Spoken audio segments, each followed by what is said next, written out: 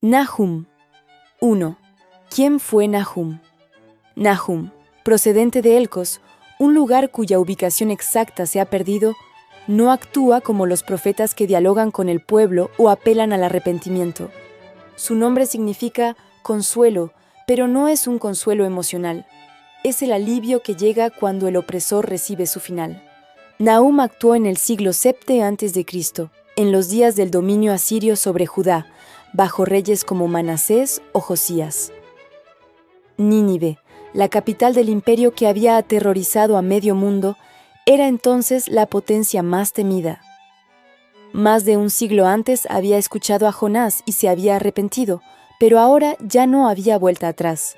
Nahum no lleva una advertencia, lleva un dictamen. Nínive no recibe una segunda oportunidad, solo la lectura de su propia sentencia final. La ira vengadora de Dios. Versículo 1. Profecía sobre Nínive. Libro de la visión de Nahum de Elcos. Encabezado judicial. Este versículo abre el libro con una fórmula legal. La palabra profecía traduce el hebreo masá, que designa no solo un mensaje, sino una carga de juicio. Una sentencia que debe ser depositada sobre un blanco específico. Ese blanco es Nínive, capital de un sistema imperial. El texto se presenta no como discurso oral, sino como libro de visión, una revelación ya fijada por escrito, sin posibilidad de revocación. El autor es identificado como Nahum, cuyo nombre significa consuelo. Pero aquí el consuelo no es emocional, sino estructural. Solo el colapso del opresor traerá alivio real al oprimido. La mención de Elcos indica que el mensajero tiene un origen concreto. Con este encabezado, el juicio queda formalmente activado. Versículo 2. Jehová es Dios celoso y vengador. Jehová es vengador y lleno de indignación. Se venga de sus adversarios y guarda enojo para sus enemigos. Activación del perfil judicial. El segundo versículo despliega el rostro forense de la divinidad. No se trata de un acto pasional, sino de una declaración técnica del carácter operativo de Adonai frente al quebranto del pacto. El texto martilla 3 veces la misma afirmación. Vengador es YHWH. En hebreo, este término no expresa revancha emocional, sino ejecución de justicia retributiva. Su repetición triple fija el eje. El juicio no será aplazado. El título celoso no implica inseguridad humana, sino un celo de integridad.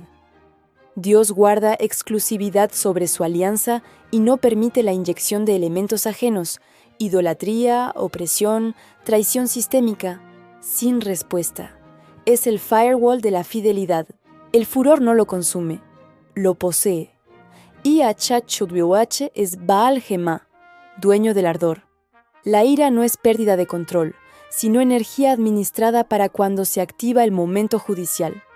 El último verbo completa la estructura. Dios guarda, mantiene el expediente abierto contra sus enemigos, no olvida, no libera sin causa, no improvisa. Este versículo presenta la arquitectura moral del universo desde la perspectiva del oprimido. La justicia no ha sido negada, solo está siendo sostenida, custodiada hasta el día de su ejecución. El juez no está dormido, está guardando el caso. Versículo 3. Jehová es tardo para la ira y grande en poder, y no tendrá por inocente al culpable. Jehová marcha en la tempestad y el torbellino, y las nubes son el polvo de sus pies. Paciencia sin impunidad. El versículo contrapone 2 atributos que no se anulan, sino que coexisten en tensión activa: la demora en el castigo y la certeza de su cumplimiento. Tardo para la ira no implica indiferencia, sino una espera deliberada, que da margen pero no borra la deuda.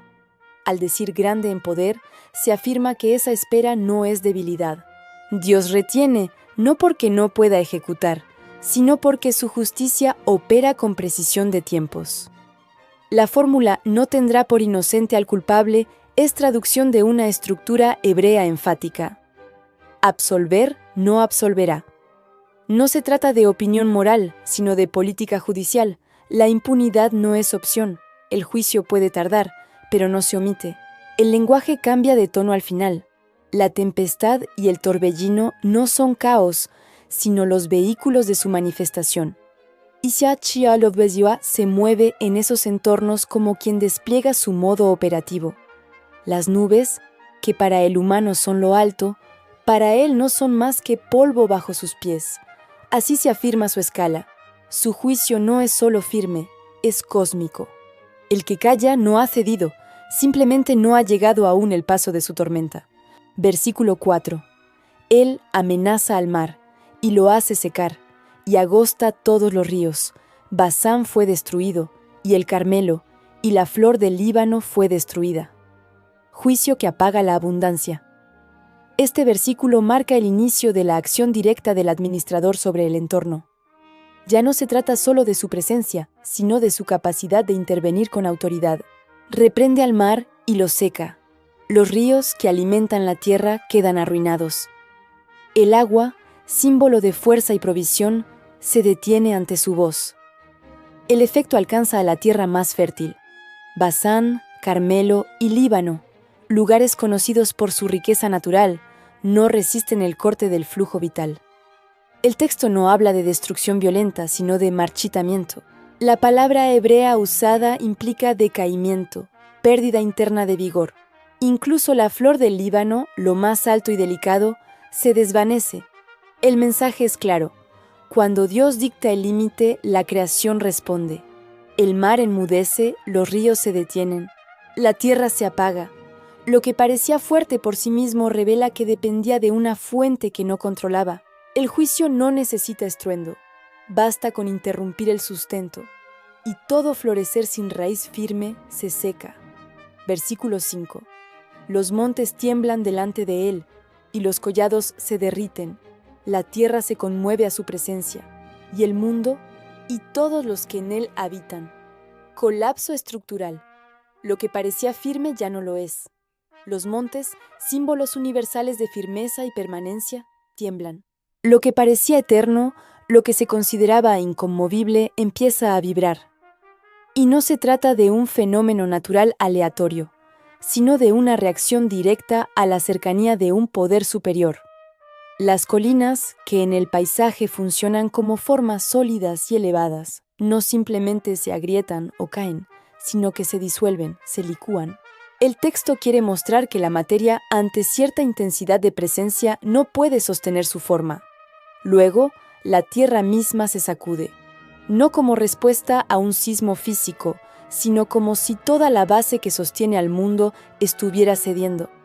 El término usado implica un levantamiento, un impulso desde dentro, como si el suelo ya no pudiera mantener su compostura. Y eso alcanza no solo al terreno, sino al mundo habitado, el sistema humano, la estructura de civilización y sus habitantes. No hay zona segura, no hay región inmune. Este pasaje no pretende describir un desastre natural específico, sino ilustrar con fuerza que, cuando Dios actúa con poder, lo que parecía estable queda expuesto como frágil. Nada, por elevado o sólido que parezca, tiene resistencia real si no está alineado con el fundamento último de la existencia. La presencia divina no es solo algo espiritual, tiene consecuencias materiales, y ante ella, todo lo creado se reordena. Versículo 6. ¿Quién permanecerá delante de su ira? ¿Y quién quedará en pie en el ardor de su enojo? Su ira se derrama como fuego, y por él se hienden las peñas. Cuando el juicio fluye, hasta la roca cede. La escena avanza desde lo cósmico a lo moral. Tras el estremecimiento de montañas y tierra, el texto se vuelve personal y judicial. No se pregunta si alguien quiere resistir, sino si alguien puede. Las preguntas retóricas abren un juicio inapelable. Nadie puede mantenerse en pie cuando la energía del juicio se activa. El ardor de su enojo no es una explosión caótica ni una rabia pasajera. Es un flujo sostenido, como un metal fundido que se vierte. No cae en un punto, sino que recorre, recubre, penetra. Es fuego que no solo quema, desintegra.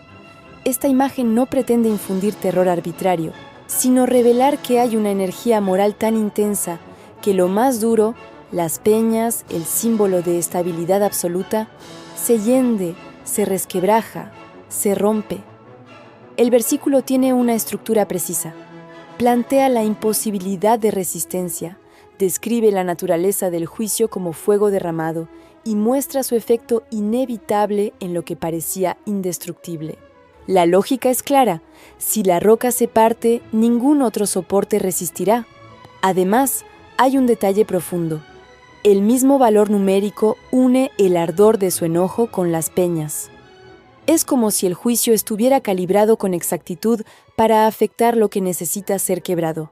No es ira sin dirección, es un voltaje específico que desactiva la defensa más firme. Aquí el profeta no habla solo de fenómenos físicos o de emociones divinas. Muestra que el juicio es un sistema en funcionamiento. Tiene causa, canal y objetivo. Y cuando se activa, ni los más fuertes ni los más seguros tienen con qué mantenerse en pie. Versículo 7. Jehová es bueno, fortaleza en el día de la angustia, y conoce a los que en él confían. Cuando todo cae, él permanece como refugio. Después del temblor, del fuego y del juicio, el texto gira con fuerza. La voz profética no está atrapada en un solo tono. Dios, que hace añicos las peñas en el versículo anterior, ahora es descrito como bueno, pero no es una bondad sentimental. En hebreo, bueno, tbob, describe aquello que funciona según su diseño. Es estabilidad operativa, y no es menor. En valor numérico, Jehová es bueno suma 43, exactamente lo mismo que grande, gadol. Es decir, su bondad no es blandura, sino poder. El refugio que ofrece no es consuelo emocional, sino fortaleza real. El término fortaleza refiere a un bastión, un punto concreto de defensa. En un tiempo donde los imperios derribaban murallas, decir que SHWH es Maoz, roca inexpugnable, era declarar que aún queda un lugar donde refugiarse. Pero no se entra con credencial. El texto dice que Él conoce a los que en Él se refugian. En hebreo, conocer implica relación, reconocimiento de identidad. Es una validación, como si el bastión tuviera un filtro invisible. No basta con saber dónde está, hay que estar vinculado a Él. Confiar aquí no es una actitud, es un movimiento. Correr hacia el refugio, esconderse en Él. Y quienes lo hacen son vistos, conocidos, protegidos. Afuera el juicio sigue, pero adentro, bajo la cobertura, hay un sistema operativo que no falla. La roca que afuera se quiebra, aquí se vuelve muro. La misma presencia que consume también guarda. Versículo 8. Mas con inundación impetuosa consumirá a sus adversarios, y tinieblas perseguirán a sus enemigos. No es derrota, es borrado. La escena cambia de refugio a ejecución. Ya no se trata de advertencia, sino de sentencia en acción. La inundación no es solo agua. En hebreo, shetef over describe un flujo que rebasa todo límite. Es un lavado violento que no limpia, sino que arrastra. En la memoria bíblica, el agua es juicio cuando desborda, cuando no se contiene. Aquí, Dios no da una lección, da de baja el sistema. El texto hebreo dice literalmente que hará consumación de su lugar. No solo elimina al enemigo, elimina la ubicación, la base, el nodo desde donde operaba. Es una anulación geográfica. Cuando se hace cala, el término implica finalización total, sin resto. Y esto no es solo una imagen poética. La historia confirma que Nínive fue tan completamente arrasada que siglos después nadie recordaba dónde había estado. Y si el agua arrastra, la oscuridad persigue. La frase final convierte las tinieblas en una entidad activa. No son ausencia de luz, son un agente que caza. La oscuridad aquí es juicio operativo. En términos del sistema, es un blackout que sigue al enemigo hasta dejarlo sin ruta, sin escape, sin dirección. El caos se vuelve inteligente. La gematría aporta una firma que subraya esta precisión. Hará, yace, vale 385. El mismo valor que todos los que habitan en ella. Kol Yoshvei Ba, Nahum 1.5. El puente es claro. La acción de Dios es del tamaño exacto del alcance del sistema a borrar. Además, oscuridad, Choshech y habitantes comparten el valor 328. La oscuridad no cae sobre la nada. Está programada para cerrar el ciclo donde antes hubo ocupación. Este no es un castigo impulsivo, es una ejecución calibrada. No es caos suelto, es juicio dirigido. El lugar queda sin nombre y sus antiguos ocupantes perseguidos por algo más que soldados, perseguidos por una noche sin salida. Versículo 9. ¿Qué pensáis contra Jehová? Él hará consumación, no tomará venganza 2 veces de sus enemigos. Fin total, sin reinicio. El versículo se abre con una pregunta directa.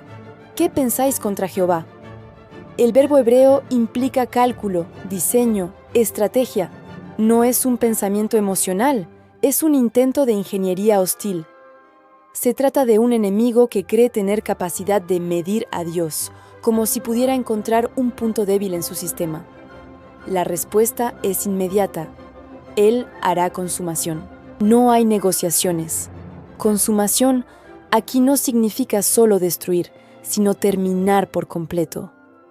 En el hebreo, el término kala implica la ejecución de un proceso que deja todo cerrado, sin margen para reaparición.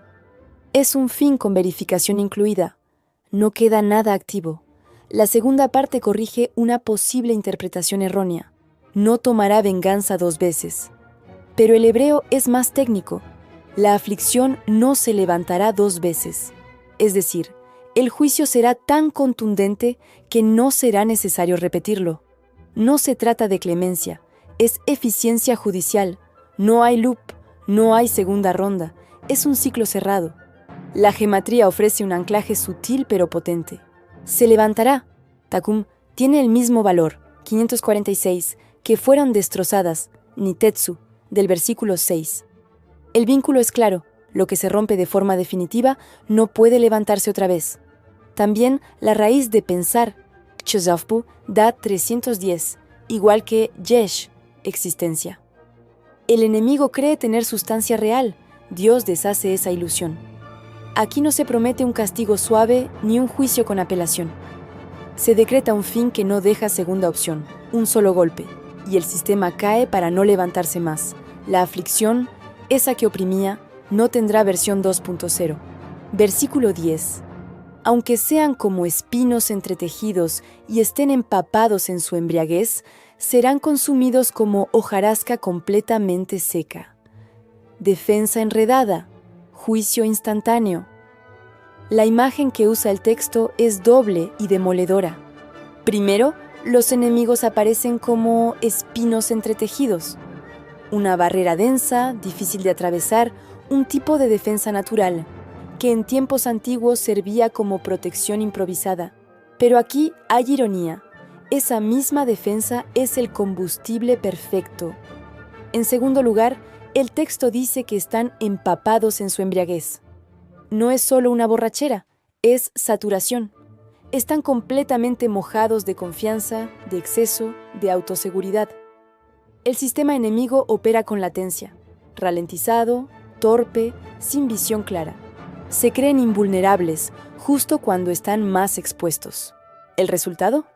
Serán consumidos como hojarasca seca, es decir, arderán sin resistencia, como algo que prende al primer contacto con fuego. La palabra hebrea usada para paja tiene el mismo valor numérico que la última letra del alfabeto, Tav el Chru 400, marca de final. Aquí no hay largo proceso ni batalla lenta, es combustión inmediata. Y el punto más fino del pasaje es este. Lo que el sistema enemigo consideraba complejidad defensiva, espinos enredados, es precisamente lo que permite que el fuego se propague más rápido. Cuanta más maraña, más rápido arde. Y lo que parecía fortaleza líquida, su embriaguez, resulta ser gasolina. No hay contradicción. Están secos para lo espiritual y empapados en lo inflamable. Este juicio no los destruye a pesar de sus defensas, sino a través de ellas, porque el mal, cuando se entrelaza y se embriaga de sí mismo, se convierte en su propio combustible. Versículo 11. De ti salió el que imaginó mal contra Jehová, un consejero perverso, el arquitecto del mal. Este no es un acto de fuerza bruta, es diseño. Nahum no habla del guerrero ni del ejecutor, habla del que pensó, del que trazó el ataque desde la mesa de mando. Salió de ti no señala a un enemigo externo, sino al nodo interno que generó el exploit. Una figura estratégica, una mente calculadora. El texto lo llama Hoshev Ra'a al Yachalabiache, el que trama mal contra Yachatoaleacha. Es un planner, un ingeniero del conflicto. Su herramienta no es la espada, es el consejo. Yoetz Beliya'al, un consejero sin ley, un diseñador de caos, el que redacta políticas de ruina. La gematría lo confirma. De ti, Mimec y contra. Al pesan lo mismo. 100. El origen y la dirección están codificados. El nodo que genera al consejero ya contiene la orientación de su ataque. Es como si el sistema supiera desde el principio que ese proceso apuntaba al núcleo. AIH-WH. Este no es solo un enemigo, es el síntoma de un sistema corrupto que produjo a su propio destructor. Cuando el consejo se vuelve tóxico, la ciudad que lo parió ya firmó su sentencia. El juicio no es solo por lo que se hizo, sino por lo que se diseñó. Versículo 12. Así ha dicho Jehová, aunque reposo tengan y sean tantos, aún así serán talados, y él pasará. Bastante te he afligido, no te afligiré ya más. La caída en el punto máximo. Dios corta en seco, aunque el enemigo esté entero, en paz, en su mejor momento, y aunque sean incontables, caerán. No será una batalla, será un corte. Serán talados como lana bajo tijera. Su presencia pasará como si nunca hubiera sido. Y mientras tanto, a Judá, al afligido, le llega la palabra que cierra el ciclo. No habrá más aflicción. El sufrimiento tenía una medida, y esa medida ya fue colmada. El peso se levanta, pero hay una clave encriptada que lo confirma. La palabra que aquí se traduce como reposo o completos tiene un valor numérico exacto de 420, y ese mismo valor, 420, es el de la palabra hebrea para humo, es decir, aquello que se percibe como sólido, íntegro e imbatible ya tiene escrito en su interior su destino, convertirse en humo. Nada queda. La caída llega no cuando el sistema está débil, sino cuando parece más fuerte, y el alivio llega cuando parece que no habrá salida. Así funciona la justicia divina, invisible hasta que es total. Versículo 13. Porque ahora quebraré su yugo de sobre ti, y romperé tus coyundas. El yugo se quiebra. El anuncio no se limita a aliviar el peso del opresor, lo desmantela por completo. El término quebraré apunta al yugo como estructura visible de dominación, la barra que oprime el cuello, que impide al oprimido levantar la cabeza. Esa vara se parte en dos. Pero el texto no se detiene ahí. Añade un segundo verbo con un matiz distinto. Cortaré tus coyundas. No es otra vez el mismo acto. Se trata ahora de las correas que conectan al cuerpo con ese yugo. Aunque la barra externa se rompa, las ligaduras pueden seguir sujetando. Por eso Dios actúa también sobre los vínculos invisibles. La liberación no es solo externa, se extiende a la raíz de toda sujeción. La precisión del texto hebreo revela esa doble cirugía, una para fracturar la opresión, otra para desconectar su interfaz. Y la gematría sella esta operación. El valor de yugo, mot igual a 55, coincide exactamente con consumación. Kala, 55, término que ya había aparecido en el versículo 9. La ruptura del yugo no es solo liberación, es cumplimiento. Lo que empezó como amenaza, ahora concluye como sentencia ejecutada. Donde cae el yugo, se consuma la era del opresor. Versículo 14. Mas acerca de ti mandará Jehová, que no quede ni memoria de tu nombre. De la casa de tu Dios destruiré escultura y estatua de fundición. Allí pondré tu sepulcro, porque fuiste vil. Este versículo es una sentencia definitiva. Dios no solo castiga al líder enemigo, lo desactiva como sistema completo. Cuando dice, no quede ni memoria de tu nombre, el hebreo usa la raíz Sara, sembrar, indicando que ese nombre no volverá a producir descendencia, ni biológica ni simbólica. Se cancela toda reproducción. El nombre no deja huella, no se multiplica, no se propaga. Luego, el golpe va al centro del poder espiritual. Se ordena destruir tanto la pesel, imagen tallada, como la maseka, estatua fundida, abarcando todas las formas de idolatría. No queda altar ni soporte. Es una limpieza del sistema religioso que sostenía al imperio. Y el cierre es brutal. Allí pondré tu sepulcro. El lugar de culto del enemigo se transforma en su tumba. El mismo templo donde buscaba poder se convierte en su punto final. ¿La causa? Porque fuiste vil. La palabra usada es kayotá, que significa ligero, sin peso. El juicio divino es claro: lo que no tiene sustancia no tiene lugar. Un imperio sin verdadera honra ni valor queda fuera del sistema. Este versículo no habla de derrota, sino de extinción. Se borra el nombre, se derriban los ídolos, se cancela el futuro. Nada quedará en pie porque nada pesaba de verdad.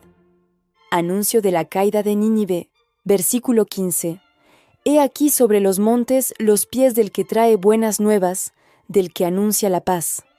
Celebra, oh Judá, tus fiestas, cumple tus votos, porque nunca más volverá a pasar por ti el malvado. Pereció del todo.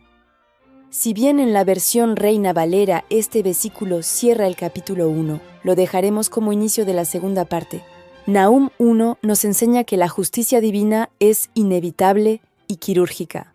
No existen los imperios eternos ni los virus indestructibles. Cuando el dueño del furor decide ejecutar el comando final, ni la geografía, montes, ni la demografía, multitudes, ni la religión falsa, ídolos, pueden detener el proceso de limpieza. El sistema ha sido purgado.